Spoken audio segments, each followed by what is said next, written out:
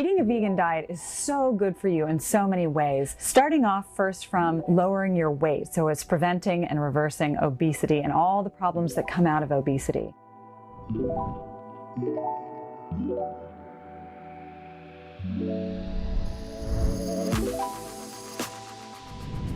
So you lose weight several ways from eating a vegan diet. One of them is that it's got a very high burn rate. So that means when you're eating vegan food for about 3 hours after a meal, your metabolism is amped up so that you don't have to do anything different than just eating a plant-based meal. The second thing is that you decrease your chances of getting cancer, heart disease, and type 2 diabetes. And in fact, you can reverse your type 2 diabetes within a couple of weeks just by switching to a plant-based vegan diet.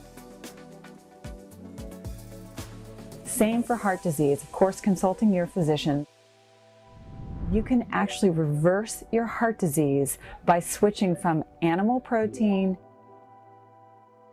to a plant-based diet. Very, very simple.